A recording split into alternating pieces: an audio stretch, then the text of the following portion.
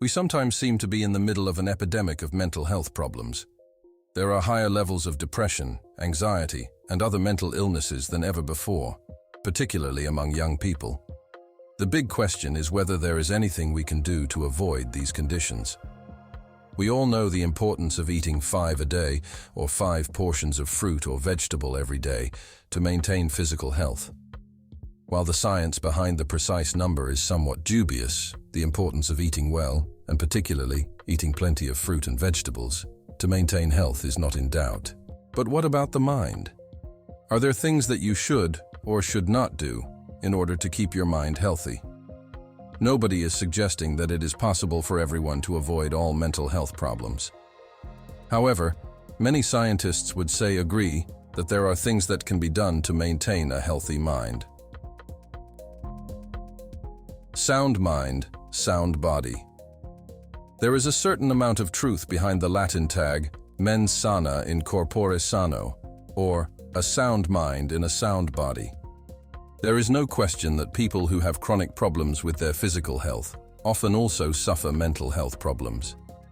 This is probably not surprising, because it is hard to cope with constant pain or the debilitation that goes with a long-term physical health problem. However, are the two more closely linked? On a relatively superficial level, looking after yourself physically can also make you feel better about yourself. It is certainly easier to cope with high levels of demands on your time and energy if you are physically fit. More importantly, though, your mind and body are not two separate systems. They are completely connected, and your physical and mental health cannot be disentangled. In fact, some scientists suggest that your mind and body should not even be seen as two separate systems, but as one and the same. The placebo effect is one example of this, and our page on positive thinking explains more about this. But there are more extreme examples. Body and brain as one. The counterclockwise study. There is a famous experiment carried out by a Harvard professor called Ellen Langer. She and her team took a group of men in their 80s and 90s to a retreat and asked them to live for a week as if they were 20 years younger. They talked about events that had happened 20 years ago as if they were happening at the time, and everything that they did was as it would have been 20 years before.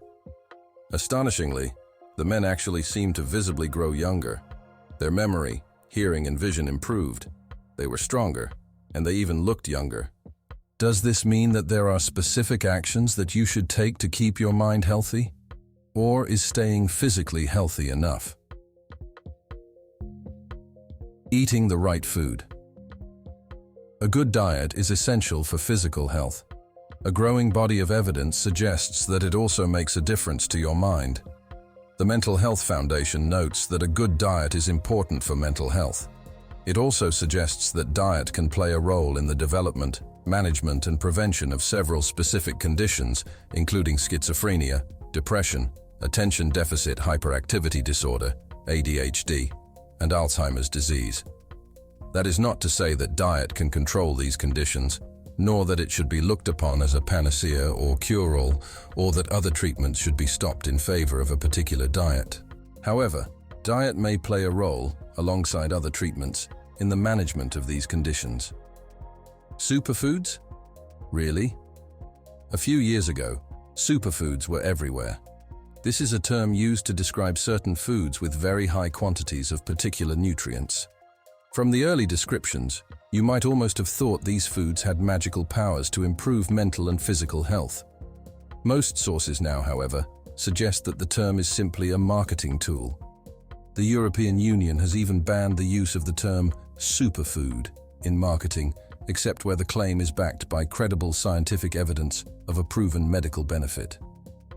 The Mental Health Foundation notes that fewer than half of those who report mental health problems consume fresh fruit every day, compared with more than 2/3 of those who do not report mental health problems. The issue here may be somewhat chicken and egg. Does a poor diet contribute to the problem, or does the problem cause the lack of interest in eating healthily? The answer, it would seem, may lie in your guts, and more specifically, your gut microbiome. This is the huge number of microorganisms living in your gut, or strictly speaking, their genetic material, including bacteria, fungi, and viruses. There is now growing evidence that improving the health of your gut microbiome could reduce the symptoms of some common mental health problems, such as depression and anxiety. Most of the high-quality studies to date come from animals rather than humans, and the mechanism is unclear. But this is certainly a promising area of research. The key steps you can take to improve the health of your gut microbiome include eating more whole grains, fruit and vegetables, and particularly a wider variety of fruit and vegetables, including nuts and seeds. Eating less ultra-processed food such as junk food, many ready meals, and most pre-packaged snacks and sweets. And eating fermented food and probiotics, such as live yogurt and mature cheese. There is more about this in our audiobook on understanding and improving your gut microbiome. You may also find it helpful to explore some of our audiobook on food, diet, and nutrition, which explain more about what we mean by a healthy, balanced diet. The importance of exercise. David Linden, professor of neuroscience at Johns Hopkins School of Medicine, suggested in an interview that the most helpful thing that anyone could do for their mind was to take 30 minutes of aerobic exercise every day.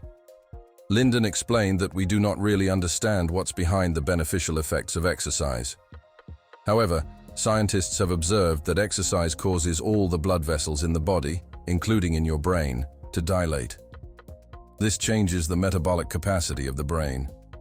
Exercise also makes the brain secrete certain chemicals which help keep neurons healthy and able to change.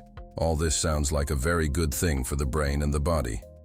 However, does it have a genuine effect on mental health? The answer is that there is definitely a connection. Exercise and mental health. One study involving more than 600,000 people found that higher levels of physical activity were linked to lower odds of developing major depression.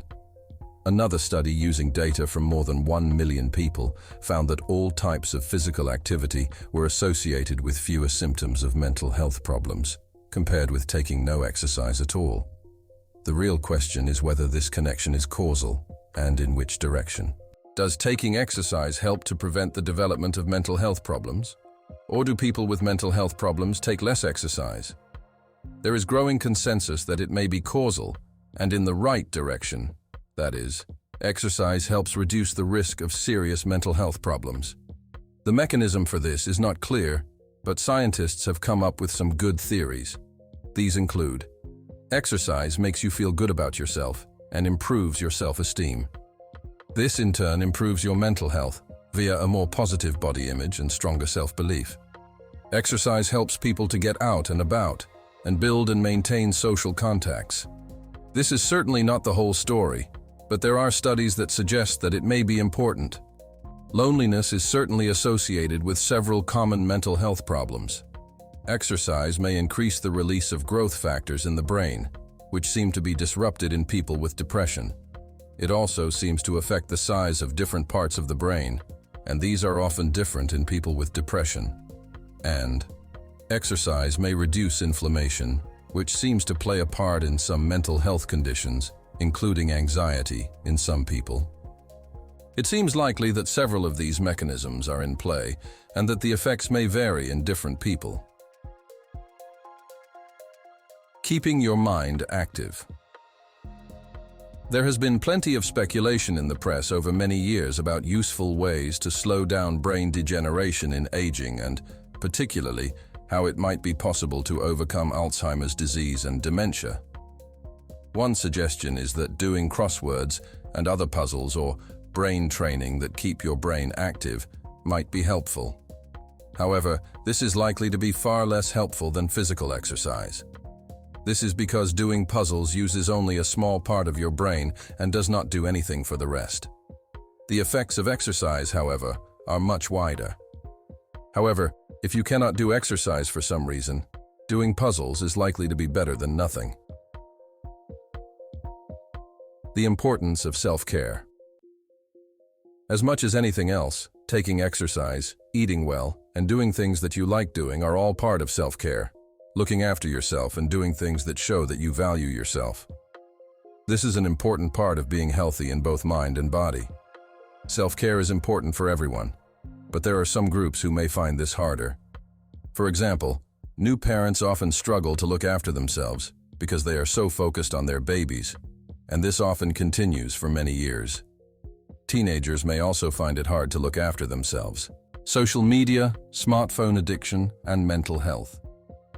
There is growing evidence that there is a strong association between smartphone use, particularly social media use, and poor mental health. It is not entirely clear what causes the link.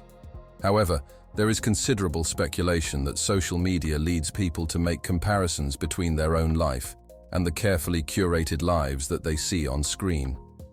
It seems that however much we understand, logically, that nobody's life is perfect, it is hard not to think that what is presented on social media is reality.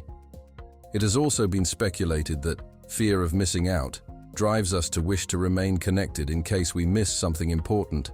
Social media is designed to be addictive. It is important for anyone using social media to understand that it is designed to be addictive.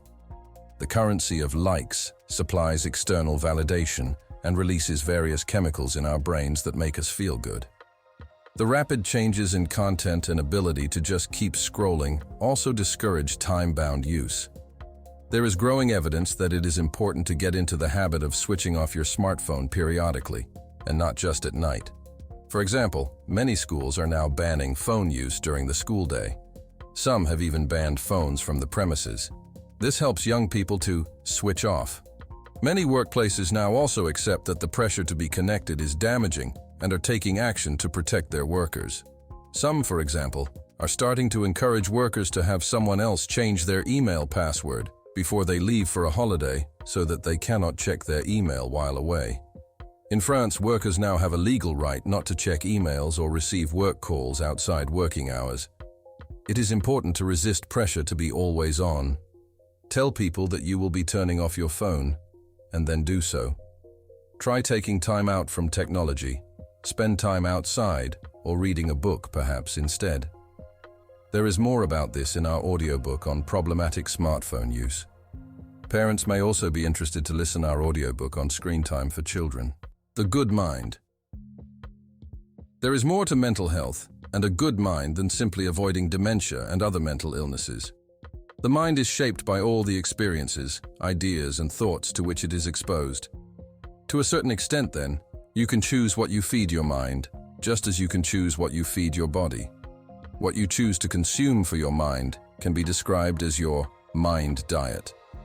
Your mind diet can make your mind more or less healthy, and certainly more or less interesting. Garbage in, garbage out. People talk about books that are trash or pulp fiction. By this they mean light, easy reading that does not challenge the mind. Reading a book like this every now and then does no harm, just as an occasional visit to a burger joint does not affect your health. But a diet of junk food alone is not good for the body, and a diet of undiluted pulp fiction is not good for the mind. Your mind diet. It is worth taking a few moments to consider your mind diet every now and then. Ask yourself, how good is my mind diet? Is it what I would describe as a balanced diet of different types of ideas and subjects, or do I tend to focus more on one type of input? In particular, what is the balance between junk and healthy mind food? What effect is this having on me as a person? You might need to ask friends and family to give you an honest assessment if you are concerned about this. What can and should I do to improve the balance? Top tip. If you struggle to construct an ideal mind diet, then try thinking about someone whom you admire and consider what kinds of thoughts, ideas, and experiences may have shaped their mind. Think about what that would look like for you. When things go wrong, mental health problems and conditions.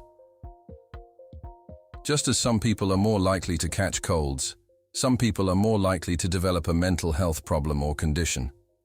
When this happens to you, it is important to seek help. If it happens to someone you know and care about, you should encourage them to ask for help. If necessary, you might facilitate that by making appointments with a doctor or accompanying them to appointments.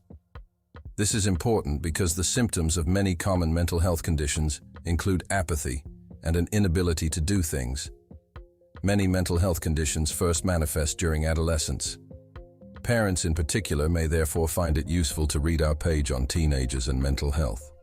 The challenge of maintaining your mental health.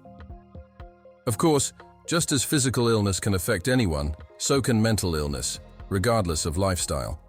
If it affects you, you should always consult a doctor. Nobody is suggesting that you can cure mental illness by simply consuming the right diet and taking exercise, although this can contribute to the management of your condition. Science does, however, suggest that there are many things that we can do to keep mind and body as healthy as possible and contribute to improved outcomes in the event of illness. Common sense suggests that it is relatively easy to eat a healthy diet and take exercise, and that the benefits to both mental and physical health would more than outweigh any inconvenience. Turning off your smartphone periodically is also likely to pay dividends in the longer term. Thank you for being part of Level Up Plus. Our mission is simple: to empower you to become a visionary leader and excel in every aspect of your life. We believe in leadership, empowerment, vision, excellence, and lifelong learning, because that's what it takes to truly level up. If this resonated with you, hit like, share it with others, and subscribe for more powerful content. Together, let's rise, achieve, and level up plus.